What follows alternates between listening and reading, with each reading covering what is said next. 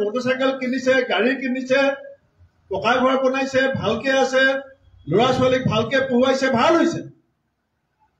কিন্তু আমাৰ দায়িত্ব হৈছে যিখিনি মানুহ নিজৰ ঘৰটো ভালকে বনাব পৰা নাই, চলিবৰ কাৰণে ভালকে উপাৰ্জন নাই, ল'ৰা ছোৱালীক ভালকে পঢ়ুৱাবলৈ সামৰ্থ্য নাই, সেই মানুহখিনিক কেনেকে আমি দৰিদ্ৰ সীমাৰেখাৰ পৰা অলপ আগলৈ ঠেলিব পাৰোঁ, তেওঁলোকৰ অৱস্থাটো কেনেকে আমি ভাল কৰিব পাৰোঁ, আমি সেইটো চিন্তাৰে কংগ্ৰেছে সদায় ৰাজনীতি কৰি আহিছোঁ।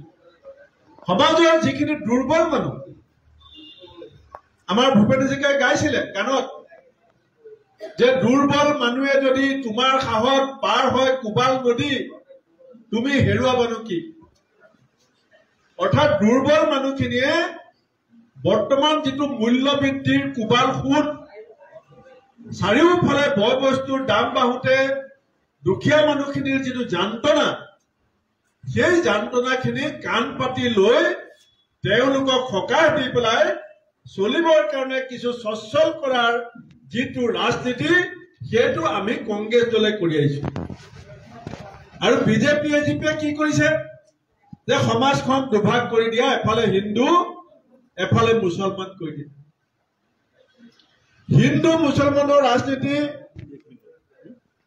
আৰু মুছলমান মানে বিদেশী বুলি কোৱা এটা ষড়যন্ত্ৰ আজি 40 বছৰৰ পৰা চলি আহিছে। 1979 চনৰ পৰা এতিয়া 45 বছৰ এই কথাটো চলি আহিছে। 45 বছৰত এজিপি জন্ম হল, ছাত্ৰ সন্থাৰ পৰা গৈ 10 বছৰ চৰকাৰ হল, দিল্লীত কেন্দ্ৰীয় মন্ত্ৰী হল।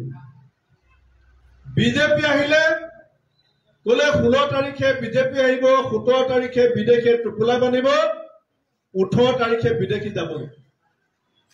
ৰাইজে বিজেপিক লৈ আহিলে।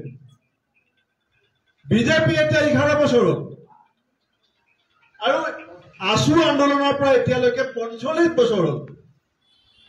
45 বছৰে আমাৰ সমাজখনত কেৱল বিভাজন ঘৃণা সৃষ্টি কৰিবৰ কাৰণে এই এজিপি বিজেপিৰ যিটো ৰাজনীতি,